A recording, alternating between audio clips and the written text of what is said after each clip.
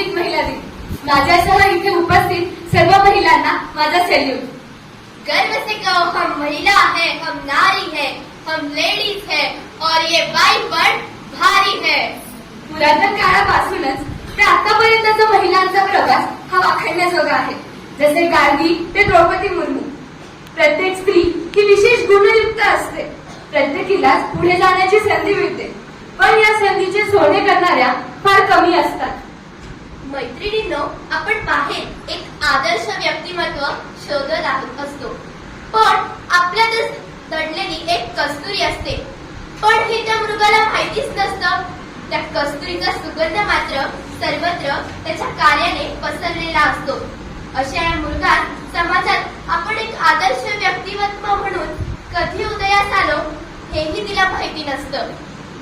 कारण सतत विधायक कार्यामध्ये तिने तन मन धन अर्पण केलेलं असतं. अशा तडफदार हसतमुख आदर्शवत व्यक्तिमत्व ज्या माझी राष्ट्रीय टेबल टेनिसपटू, महावितरणामधील सेवानिवृत्त अधिकारी, एक सफल उद्योजिका, बँकेच्या संचालिका व शिक्षण क्षेत्रात अशा विविध क्षेत्रात त्या कार्यरत आहेत. असे अष्टपैलू व्यक्तिमत्व म्हणजे सौ अलका मुकुंद कुलकर्णी. आणि या आपल्या श्रीमती रजसुभान विटको गर्ल्स हायस्कूलच्या शालेय समिती अध्यक्ष आहेत आणि या गोष्टीचा आम्हाला अभिमान आहे. आणि त्यांना नुकताच औद्योगिक क्षेत्रातील दुर्गा पुरस्कार प्राप्त झाला आहे. आज आपल्या आरजे वाहिनीवरील त्या आलेल्या आहेत. नमस्कार मॅडम, आरजे वाहिनीवर आपले स्वागत. मॅडम, कसं वाटतंय आज तुम्हाला औद्योगिक क्षेत्रातील दुर्गा पुरस्कार प्राप्त झाल्यावर? तर आपण कुठलाही पुरस्कार असो आनंद तर होतो, पण त्या आनंदामध्ये मला असं वाटतं की नुसतं आपणच असतो असं नाही. ज्यावेळेस हा पुरस्कार मिळतो त्यावेळेस आपलं कुटुंब असतं, आपल्याला मार्गदर्शन करणारे इतरही जे काही सर्व सहकारी असतात, सहकार्याची भूमिका खूप महत्वाची असते. तर मला असं वाटतं की फक्त आपलं कुटुंबही मर्यादित नाहीये, तर आपल्याला इतर जे काही सहकारी आहेत त्या सर्वांसाठीचा हा आनंद असतो. आनंद हा फक्त पुरस्काराचा आपल्या एकटीचा कधीच नसतो. आणि ज्यावेळेस पुरस्कार जर म्हणशील तर पुरस्काराच्या बाबतीत ज्यावेळेस आपल्याला असा एखादा पुरस्कार मिळतो त्यावेळेस आपण कुठेतरी मागे जातो. खरं तर उद्योजिका होणं या गोष्टी कधी विचारातही आल्या नव्हत्या. ज्या त्या टप्प्यामध्ये ज्या त्या गोष्टी घडत असतात. पहिली गरज काय होती माझी त्यावेळेस परिस्थितीनुसार की मला कुठेतरी अर्थार्जन करणं गरजेचं होतं. त्यामुळे आत्ताच्या पिढीमध्ये असं असतं की मला जे पाहिजे ना ते मला इमिजिएट मिळालं पाहिजे आणि खूप चांगल्या किमतीचं मिळालं पाहिजे. साध्या साध्या गोष्टीमध्ये सुद्धा आपण कपडे, विशेषतः मुलींना मी सांगेन की आपण कपडे घ्यायला जातो किंवा एखादी वस्तू घ्यायला जातो, तिथे सुद्धा हा विचार असतो आपला की मला सगळ्यात भारी मिळालं पाहिजे. तर सगळ्यात भारी असं काही नसतं. त्याची सुरुवात कुठेतरी तुम्ही अगदी छोट्या छोट्या गोष्टीतून आहे ते ऍक्सेप्ट करत गेला ना तर ते सोपं जातं. तर मला असं वाटतं की या पुरस्कारापर्यंत जाण्यासाठी अनेक छोट्या छोट्या गोष्टीतून आपण पुढे गेलो तर पुरस्काराचा आनंद आपल्याला उपभोगता येतो. अगदी बरोबर मॅडम. मॅडम, शाळेतील प्रत्येक मुलीला जाणून घ्यायचंय राष्ट्रीय टेबल टेनिस खेळाडू आपण आहात. या खेळाची आवड आपल्याला कशी निर्माण झाली? खरं तर मला असं म्हणता येईल की याच्यासाठी मुख्य माझी जी कारण आहे ती माझी शाळा. आणि ती पण शाळा माझी उस्मानासारखा मराठवाड्यामधला जो भाग होता उस्मानासारखा. आजही मराठवाडा म्हटलं की थोडं मागासलेला भाग म्हणतो, पण उस्मानासारख्या ठिकाणी खेळाचं खूप मोठं एक हब म्हणतो ना, अशा प्रकारे त्यावेळेस बसून म्हणजे जवळजवळ 40 वर्षापूर्वीचा काळ आहे तो. आणि जिल्हा परिषदच्या शाळेमध्ये अगदी त्यावेळेस असं ओळखायचे की कुठल्या मुलीमध्ये काय सापडतं आपल्याला. आणि हे सगळं मला वाटतं की त्यावेळेसचे जे शिक्षक आहेत भले मी असं म्हणेन की शाळा खूप साधी होती, पण त्यातले शिक्षक जे होते ते खूप मनाने मोठे श्रीमंत मनाचे होते असं जरी म्हणलं तरी चालेल. की त्यांना मुलींमध्ये काय मिळतं आणि मग ते मुलीला सांगायचे की तू नाट्य क्षेत्रात जा, तू या खेळामध्ये जा. खेळ तर मी सगळेच खेळायचे त्यावेळेस. असं कुठलंही मी मुद्दाम मुलींना सांगेन की तुम्ही सगळे खेळ खेळा. नुसता अभ्यास हे काही आपलं क्षेत्र नाहीये, नुसतं अभ्यासाने आपली प्रगती होते असं नाहीये. तर तुम्हाला कुठला तरी खेळ आवश्यकच आहे. तर त्यावेळेस सगळे खेळ मी खेळायचे. आणि मग त्याच्यातून मला शिक्षकांनी सांगितलं की तू या खेळावर लक्ष केंद्रित कर, तुझ्यामधलं याच्यामध्ये इनपुट जास्त दिसते.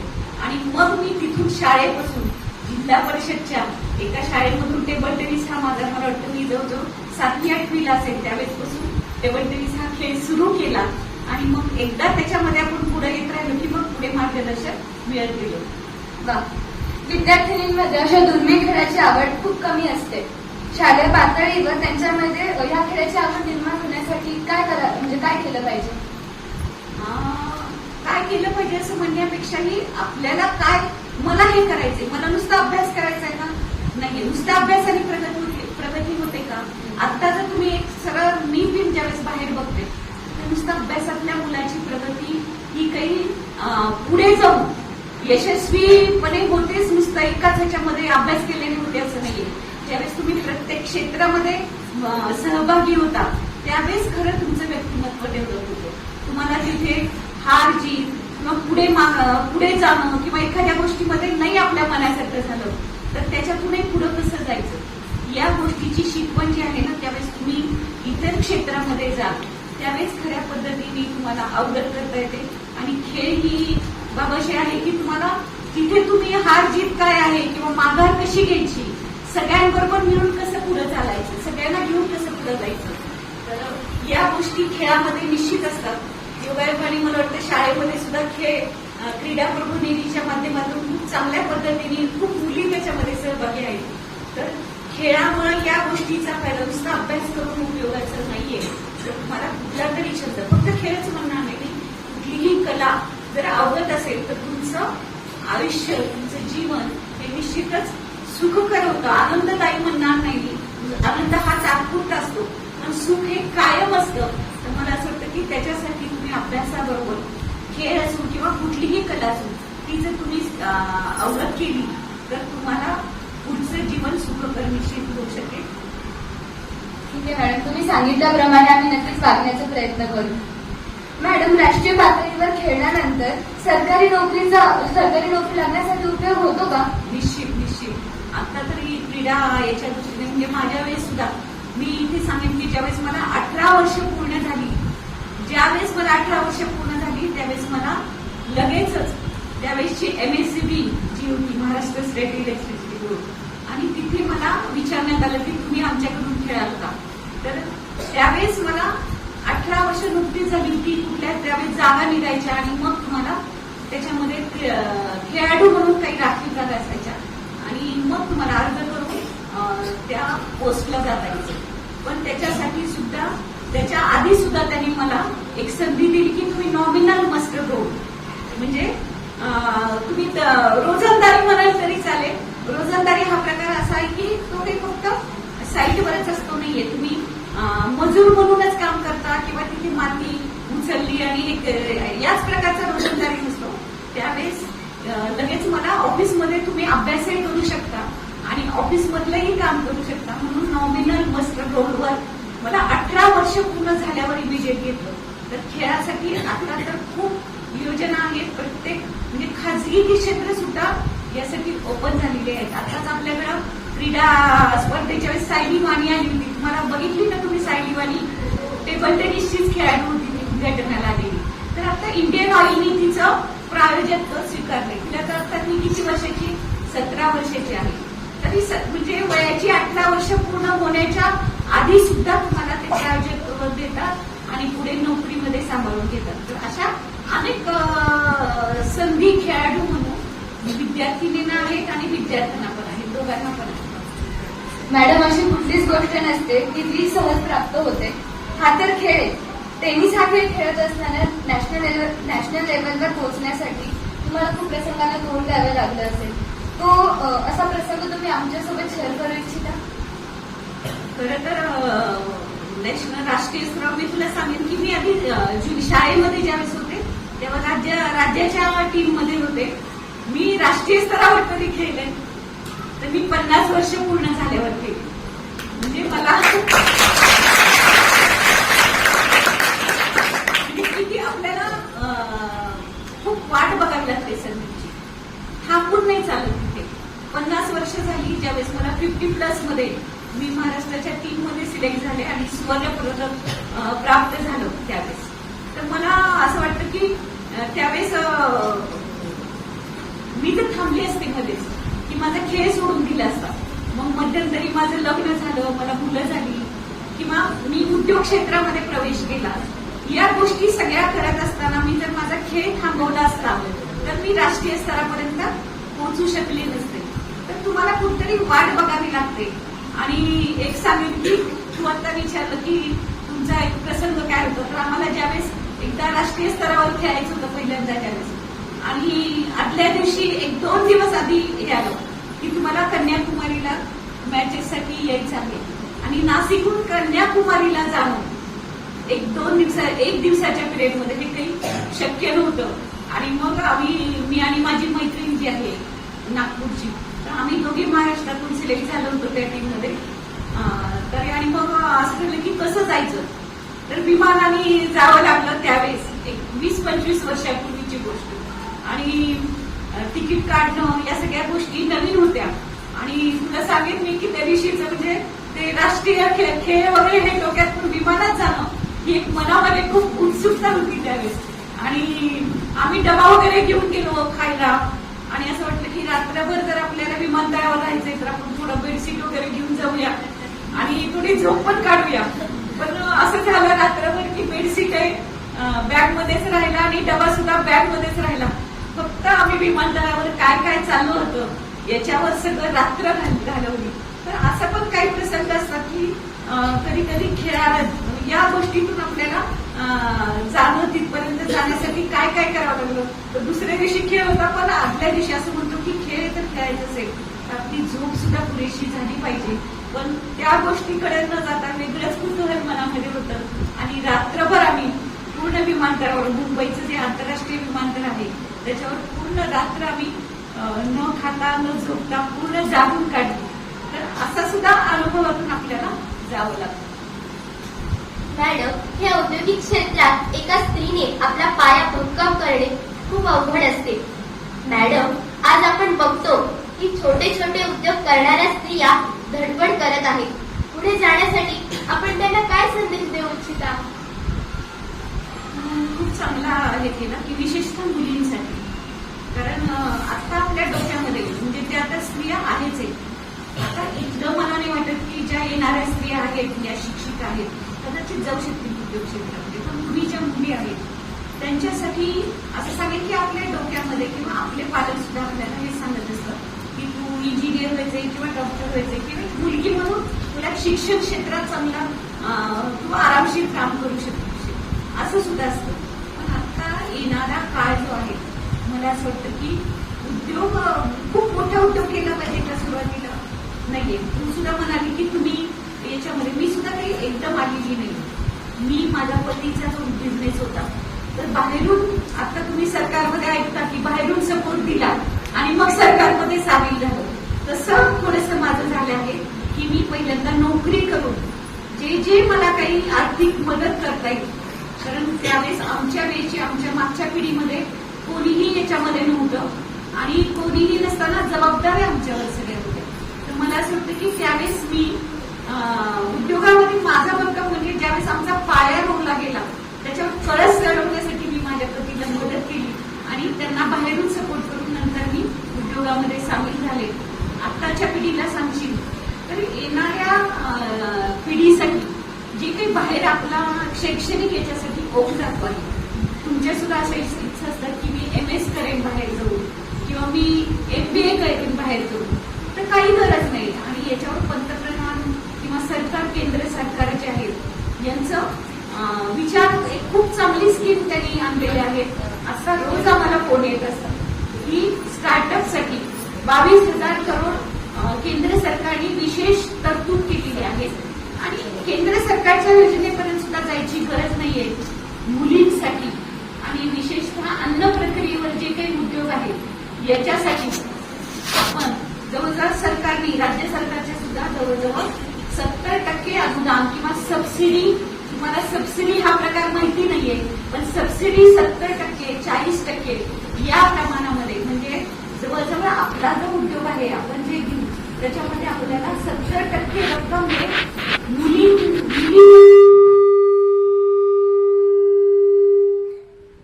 ज्या उद्योगामध्ये येणार आहेत त्यांच्यासाठी राज्य शासनाच्या केंद्र सरकारच्या मुलींनी जास्तीत जास्त याच्यामध्ये यावं यासाठी योजना आहेत. तुम्हा सगळ्यांना मी हे सांगेन की ठीक आहे, आता तरी तुमचा शिक्षण हा जरी एक हे असला तरी पुढे भविष्यात मी इंजिनियरच होणार, मी डॉक्टरच होणार, पण एक उद्योजक होणं किंवा उद्योजिका होणं हे सुद्धा एक देशसेवेचं एक काम आहे. त्याच्यामध्ये जाऊन देशसेवा काय म्हणता येईल आपल्याला, तर आपण बाहेरच जे काही आपल्यासोबत जे काम करतात त्यांना रोजगार देणं, तर ही सुद्धा एक देशसेवा आहे. आणि आपल्या सभोवताली जे काही राज्य आहे याच्यामध्ये सुद्धा काम करून आपलं आंतरराष्ट्रीय जर आपण हे केलं तर वेगवेगळ्या आपल्या देशसेवेची संधी आपण स्वतःला उपलब्ध करून देत असतो. तर मी तुम्हाला सगळ्यांना आव्हान करेन की तुम्ही देखील भविष्यामध्ये असे काहीतरी, आणि याच्यासाठी मुलींसाठी विशेष मी हे सांगेन की मुली ह्या घरामध्ये तुम्ही आईला बघतात, आई एकाच वेळेस भाजी पण टाकत असते, पोळ्या पण करत असते, कुठतरी दुसरं काहीतरी अजून टेबल आवरत असते, तुम्हाला जेवायला पण घालत असते. तर महिलांमध्ये हा एक चांगला गुण आहे की ती उत्तम व्यवस्थापक आहे, तिच्यामध्ये ते स्किल आहे. तर तुम्ही देखील आत्तापासून आई जे काही छोटे छोटे कामं सांगते ते टाळायचे प्रयत्न करू नका, कारण त्याच्यामधूनच तुमची पुढे प्रगती होणार आहे. वेगवेगळे स्किल जे आहेत ते आपल्या घरामध्येच आपल्याला शिकायला मिळत असतात. तर म्हणून मी तुम्हाला सांगितलं की जी छोटी छोटी कामं आहेत एक दिवस ठरवा. आता बऱ्याचशा महिला मुलींनाच नाही तर मुलांना सुद्धा घरातली कामं एक दिवस वाटून देत आहेत. तर मुलांना हे देत आहेत तर आपण सुद्धा आपली सगळी कामं आईने आणि वडिलांनी जे काही सांगितले आहे ते आतापासून तुम्ही केली तर पुढे तुम्ही उत्तम व्यवस्थापक होऊ शकता. हा सल्ला मी आजच्या पिढींना तर नक्कीच देईन. नक्की मॅडम, आम्ही तुमचा सल्ला नक्कीच लक्षात ठेवू आणि तो अंमलातही आणू. मॅडम, मला असं विचारायचं आहे, मॅडम हे सर्व व्यापक कार्य करत असताना एक टेबल टेनिसपटू, महावितरण अधिकारी, बँक संचालिका आणि शालेय समिती अध्यक्षा या सर्वांची प्रेरणेची नाळ ही जोडलेली असते ती आपल्या बालपणाशी. मॅडम, आपले बालपण कुठे व कसे गेले आम्हाला जाणून घ्यायला नक्की आवडेल. माझं बालपण मराठवाड्यात मगाशी मी उल्लेख केला, उस्मानाबाद एक जिल्हा आहे आणि मराठवाड्यामध्ये सगळ्यात मागासलेला जिल्हा कुठला असेल तर उस्मानाबाद जिल्हा. मागासलेला म्हणलं तर तिथे जी जमिनीची प्रत आहे ती खूप कमी दर्जाची आहे, ओसाड रान आहे. तर अशा ठिकाणी माझं बालपण गेलं. बालपण जर म्हणाल तर खूप हलाखीची परिस्थिती होती. म्हणजे आम्ही 5 बहिणी, 1 भाऊ आणि अजून माझे आत्याचे मिस्टर गेले होते त्यामुळे आत्याची 4 मुलं, असं आमचं 10 ते 15 जणांचं कुटुंब होतं. आणि अशा कुटुंबात राहताना भांडण केली नाहीत का, खूप भांडण केली. पण भांडण केल्यावर वडील आले म्हणलं की डोळे वगैरे पुसून अगदी काहीच झालं नाही. अशा वातावरणामध्ये आम्ही वाढलेलो आहोत. वडील नोकरी तर करायचे, मी मागे सुद्धा उल्लेख केला की वडील नोकरी करायचे, पण एवढं मोठं कुटुंब होतं आणि त्यावर सगळी जबाबदारी होती. तर त्या ह्याच्यामध्ये ते राहिलेल्या वेळामध्ये पौरित्य सुद्धा करायचे. तर त्यामुळे आमचा कुटुंबाचा सगळा उदरनिर्वाह म्हणजे कमीत कमी खायला तरी व्यवस्थित मिळायचं व्यवस्थित. आणि पुढे ज्यावेळेस तू म्हणाली की टेबल टेनिस कसे काय खेळले गेले, तर याच्यामध्ये शाळेतून मी ज्यावेळेस खेळायला गेली, पुढे विद्यापीठ खेळण्याचा योग आला आणि त्यावेळेस असं व्हायचं की टेबल टेनिस हा वडील मला म्हणायचे की टेबल टेनिस हा श्रीमंताचा खेळ आहे, कारण त्याला लागणारा बॉल आहे किंवा जी काही बॅट आहे ती बऱ्यापैकी महाग असायची. आता तर ठीक आहे, मी पाहिजे त्या किमतीची मी घेऊ शकते, पण त्यावेळेस मला साधा बॉल घेणं सुद्धा अवघड असायचं. आणि जो शाळेतला बॉल मिळायचा तो त्याच्यावरच मी शिकली. आणि मग पुढे युनिव्हर्सिटी ज्यावेळेस खेळायला गेली त्यावेळेस आई मला पूजेचे जे चिल्लर पैसे आलेले आहेत, कारण तिला माहिती असायचं की माझी मुलगी टेबल टेनिस खेळायला जाते, तिथे सगळ्या श्रीमंताच्या मुली आहेत, कुकडे मॅडम मुख्याध्यापिका आहेत, त्यांना माहिती आहे हा खेळ काय आहे. तर या खेळासाठी त्यावेळेस माझ्या सगळ्या ज्या मैत्रिणी असायच्या त्यांच्याकडे अगदी नोटा वगैरे असायच्या आणि माझ्याकडे काय असायचं तर 10 पैसे, 5 पैसे असे चिल्लर पैसे असायचे. आणि मग त्यांच्या नोटावरून मला असं वाटायचं की नाही, आणि ते पैसे सुद्धा आपण न काढलेले बरे, 10 आणि 5 पैसे काढण्यापेक्षा, म्हणून ते सुद्धा पैसे मी बचत करून घरी आणायचे. तर अशा कंडिशन मधून आपण ज्यावेळेस जातो त्यावेळेस आपल्याला पैशाची किंमत कळते आणि पैसा कसा मिळवावा लागतो. त्यावेळेस बघायचो आम्ही की वडिलांना आपण पैसे मागितले कशाला, तर वडिलांना तर डायरेक्ट मागू शकत नव्हतो. त्यावेळेसची कुटुंब पद्धती अशी होती. तर आईकडे आम्हाला 4 दिवस मागे लागावं लागायचे की मला पेनची पट्टी हवी आहे, किंवा मला खेळायला जायचं असेल तर मला सॉक्स हवे. तर या गोष्टीसाठी आईच्या मागे लागावं लागायचं. आणि मग जर एखाद्यास नाही मिळाली तर खूप वाईट वाटायचं की नाही, आपल्याला वडील हे देऊ शकत नाहीये. पण आज ज्यावेळेस आपण स्वतः कमवतो, पैशाची ज्यावेळेस किंमत करते, त्यावेळेस असं वाटतं की नाही, त्यावेळेसचे वडील ते बरोबर होते. आपल्याला ज्या गोष्टी मिळाल्या नाही, ज्या दिल्या नाही, ते त्यांच्या भूमिकेमध्ये बरोबर होते. त्यामुळं तुम्ही सुद्धा एखादी गोष्ट तुम्हाला वडिलांनी नाही म्हणली किंवा आईनी नाही म्हणली तर नाराज होऊ नका. बऱ्याचशा गोष्टी आता आपल्याला अशा लक्षात येतात की वडिलांनी रागवलं म्हणून मुलगी कुठेतरी बाहेर जाऊन बसून बसते, किंवा बाईनी रागवलं म्हणून असं होते. तर या गोष्टीमधून आपण घडत जातो. तर छोट्या छोट्या गोष्टी अशा असतात की ज्याच्यातून आपण घडत असतो, आपल्यावर संस्कार होत असते. तर याच्यामधून नाराज होऊ नका. हे तुमच्याच यशाचं, तुमच्याच पुढे भवितव्याचं एक पाऊल असतं असं मी तुम्हाला सांगेल. मला वाटतं इथपर्यंत तुला या प्रश्नाचं तुझं उत्तर मिळालं असेल. नक्की मॅडम, आपण एक उत्तम उद्योजिका आहात, पण सर्वप्रथम आपण एक उत्तम माता आहात. आपले मुले वेल डेव्हलप्ड आहेत आणि ते आपल्या पायावर उभे आहेत. आपली सर्व्हिस आणि इंडस्ट्री सांभाळताना तुम्ही तुमच्या मुलांचा इतकं उत्तम सांभाळ केला, आणि हे सर्व करताना कधी ओढाताण झाली नाही का तुमची? ओढाताण झाली नाही असं तर होऊ शकणार नाहीये. खरं तर एक पालक म्हणून प्रवास जर म्हणशील तर आपण एक आता आपण ट्रॅव्हलर्सच्या बसमधून प्रवास करतो वेगवेगळ्या, पण लहानपणी म्हणतो आपण त्या लहान डब्याच्या गाडीमध्ये बसलो, पण त्याच्यामध्ये खड्डे असले तरी खूप आपल्याला दणका बसतो, तरी आपण चालत असतो, पण आपला प्रवास चालू असतो, तरी तिला आपण परी म्हणतो. पण आजचं जर आपण म्हणाल तर मला देखील तसे खूप खास खळग्यातून जावं लागलं, खूप त्रास सहन करावा लागला. पण असं असतं की एक आपली माइंड जे आहे ना, सेटिंग जे आहे ना, आई म्हणून त्यावेळेस आता जर आपण मागे वळून बघितलं तर अरे वाटतं म्हणजे हे ओरिजिनली आहे की मुलांच्यासाठी आपण जे काही त्रास घेतलेला आहे तो आपल्याला कधीच आठवत नाही. ते आपण माइंडसेट मधून आपल्याला निघून जातो. हे नैसर्गिक आहे. पण मुलांच्या बाबतीत मुलं एक आई होणं सोपं आहे, पण पालकत्व असणं ही एक व्रत आहे. व्रताचे जसे नियम आहेत तसे एक पालक म्हणून सुद्धा नियम आहेत. त्या नियमातून जाताना अनेक अडचणींना, आणि त्यावेळेस तर असं होतं की या ठिकाणी नाशिकमध्ये ज्यावेळेस आम्ही आलो त्यावेळेस आमचं इथे कोणीही नातेवाईक नव्हतं, पण नाशिककरांची एक चांगली सहानुभूती म्हणा किंवा सहकार्य म्हणा, या सगळ्या गोष्टीमुळे नाशिकमध्ये जे मिळालेले सगळे लोक आहेत, या सगळ्या लोकांमुळे एक पालकत्व बरोबर जो काही माझ्या मुलांना जे काही वातावरण मिळालं, चांगलं जिथं सांभाळायला ठेवलं, ते चांगलं घर मिळालं. आणि सगळ्यात महत्वाची म्हणजे मला सांगायला खूप छान वाटेल की नाशिक शिक्षण प्रसारक मंडळाच्या ज्या काही शाळा आहेत, प्राथमिक शिक्षण असेल, माध्यमिक शिक्षण असेल, या सगळ्या शाळा जिथं माझी मुलं घडली त्यांचा सुद्धा तेवढाच याच्यामध्ये काय म्हणता येईल की सहभाग आहे. जी मुलं घडली, मी तुम्हाला मगाशी पण सांगितलं की तुम्ही सगळ्या ह्याच्यामध्ये भाग घ्या. त्यावेळेस मुलांच्या वेळेस असं होतं की अभ्यासामध्ये तर होतीच, पण इतर सगळ्या ह्याच्यामध्ये सुद्धा मुलं भाग घ्यायची आणि बक्षीस मिळो ना मिळो, बक्षीस घेऊन यायची, पण मिळो ना मिळो त्याच्यामध्ये त्यांना शिकायला मिळायचं, अनुभव मिळायचा.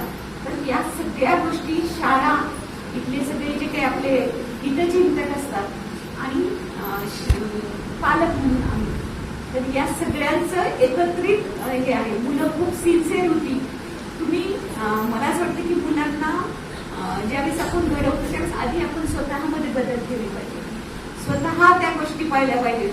मी तुम्हाला एक चांगलं उदाहरण सांगितलं की माझा मुलगा ज्यावेळेस मी त्याच्यासाठी 12वीला नाशिकमध्ये राहायला गेले आणि मी त्यावेळेस 22 किलोमीटर नाशिक ते एकलारा ते अंतर मला 22 किलोमीटर पडायचं. टू व्हीलरवर मी यायची आणि मला जायला 7 वाजायचे. मी सकाळी जवळजवळ 9:30ला निघालेली, 7 वाजता घरामध्ये पोहोचायची, कारण मध्ये मी जाऊ शकत नव्हती मला भेटायला. तर त्या काळामध्ये मुलांनी मला सांगितलं की आई टीव्ही बांधून ठेवून दे. आता टीव्ही फार कमी आहे, मोबाईल जास्त आहे, पण माझ्या मुलांनी, मी मुद्दाम तुम्हाला सांगेन की मुलांनी मला असं सांगितलं की मला आता तू 1 तास झाला किंवा अर्धा तास झाला, आता तुझं टीव्ही बघणं बंद कर, हे थांबव म्हणायला घरामध्ये कोणी नाहीये. त्यामुळे या गोष्टी जशा पालकांच्या आहेत तशा मुलांच्या बाजूने सुद्धा आहेत. मुलांना सुद्धा आपल्याला त्यावेळेस नेमकं काय करायचं आहे, आपलं ध्येय काय आहे, या गोष्टीवर जर मुलांनी लक्ष केंद्रित केलं तर मुलांची प्रगती ही निश्चितच चांगली होते असं मला वाटतं. खूपच छान, ग्रेट. मॅडम, आज आम्हाला आपल्यात एक आदर्श विद्यार्थिनींना, आदर्श मुलगी, आदर्श खेळाडू, आदर्श माता, आदर्श उद्योजिका, आदर्श गृहिणी आणि सगळ्यात महत्वाचे म्हणजे श्रीमती रजा चव्हाण, बिटको गर्ल्स हायस्कूलच्या एक अतिशय उत्साही कार्यतत्पर शालेय समितीच्या अध्यक्षा आहात. मॅम, शाळेच्या संदर्भातील एक शेवटचा प्रश्न आहे. या शाळेचे शालेय समिती अध्यक्षा म्हणून या शाळेसंदर्भात आपण काय सांगू इच्छिता? आवडते माझं मनापासून ही शाळा. ते फक्त शाळेतल्या विद्यार्थिनी म्हणूनच नसतं, तर ज्यावेळेस तुम्ही एक पालकत्व होता, मला आठवण येईल, तुम्ही सगळेजण शिक्षक तर ओळखता आहातच, पण गोळे मॅडम त्यावेळेस म्हणाल्या होत्या की तुम्हाला एक मुलगी हवी होती आणि ती मुलगी मग या शाळेमध्ये आली असती रजा चव्हाणमध्ये, तर आम्हाला खूप एक चांगली विद्यार्थिनी मिळाली असती. पण मला आनंद आहे की मला मुलगी जरी नसली तरी रजा चव्हाणसारखी शाळा मला पालकत्व म्हणून मिळालेली आहे. तर त्या पालकत्वाला नक्की न्याय देण्याचा प्रयत्न मी पुरेपूर करत असते. माझं बाकीची कुठलीही आताची कामं असू द्या, शक्यतो मला आठवते की सुवर्ण महोत्सवामध्ये वर्षभर मी हेच टार्गेट ठेवलं होतं की माझी दुसरी कामाला सगळे प्राधान्य हे नंतर आहे, पहिलं प्राधान्य मला कशाला आहे तर शाळेच्या कामाला आहे. ज्यावेळेस तुम्ही एखादी पालकत्व घेता तर त्याची पूर्ण 100% जबाबदारी तुम्ही घेतली पाहिजे, तर तुम्हाला समाधान मिळतं. नुसतं काम करायचं किंवा पद घ्यायचं म्हणून उपयोगाचं नाहीये. तर तुम्हाला इथे काय देता येईल. अजूनही शाळेसाठी मनामध्ये खूप चांगले प्रोजेक्ट आहेत. शाळेसाठी जास्तीत जास्त काय चांगलं करता येईल, मुलींना जास्तीत जास्त काय सोयी देता येईल, याच्यासाठी शाळेच्या सर्व शिक्षक, संस्थेचे सर्व पदाधिकारी या सर्वांच्या माध्यमातून मनामध्ये विचार चालू असतात. तर भविष्यामध्ये रजा चव्हाण ही शाळा, नाव खूप लौकिक शाळेचं खूप चांगलं आहे, पण सध्या जे स्पर्धेचं युग आहे त्याच्यामध्ये आपल्या मराठी माध्यमाच्या शाळेकडे दुर्लक्ष होत आहे. तर आत्मा खूप छान आहे शाळेचा.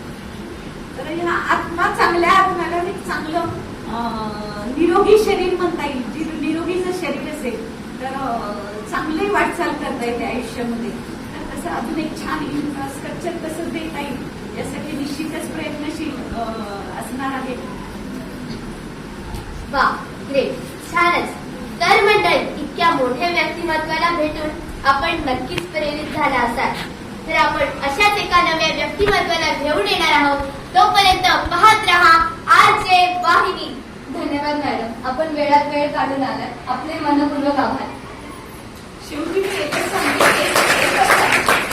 की आपण नेहमी चेहऱ्यामध्ये, आरशामध्ये आपला चेहरा बघत असतो, बघतो ना, आणि खूप मग चेहऱ्यावर प्रयत्न करतो काय करायचं जास्त, की माझा चेहरा कसा सुंदर दिसेल. तर मला असं वाटतं की चेहऱ्यामध्ये बघून मीच माझ्या रूपाची राणी म्हणण्यापेक्षा मी माझ्या कर्तृत्वाची राणी कशी होईल, मी माझ्या घरातील कुटुंबाच्या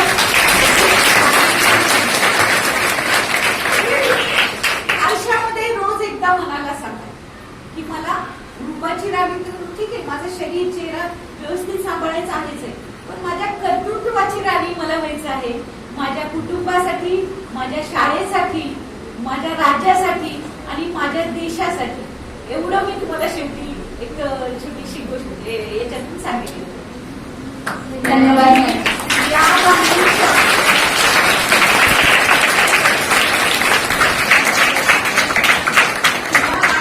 पहिल्यासाठी मला इथं बोलवलं यासाठी मी रजाचे जे काही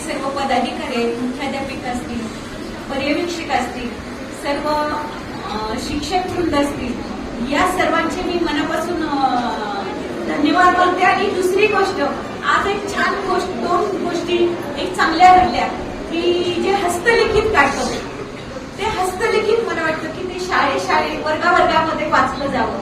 नुसता तो दिवस आहे म्हणून त्या दिवसापुरतं त्याचं प्रकाशन करून थांबू नये, तर ते प्रकाशात कसं येईल, सगळ्यांच्या आयुष्यात कसं येईल, यासाठी पूर्ण वर्गामध्ये त्याचं वाचन व्हावं. आणि दुसरी आवडलेली गोष्ट म्हणजे जे शिक्षकांनी, जे शिक्षक आहेत त्यांनी महिला शिक्षकांचा जो सत्कार केला, ते आदर जो दिला, हा रिस्पेक्ट जो दिला, हे याच्यातूनच एक चांगलं व्यवस्थापन पुढे जात असतं. हे मनामध्ये राहतं की या शिक्षकांनी आज आपला महिला म्हणून सत्कार केला. तर ही जाणीव जी आहे की आपल्या शाळेला निश्चितच पुढील मार्गावर नेईल आणि एका चांगल्या उंचीवर नेऊन रजताचा जो काही झेंडा आहे यशस्वीचा, हा जास्त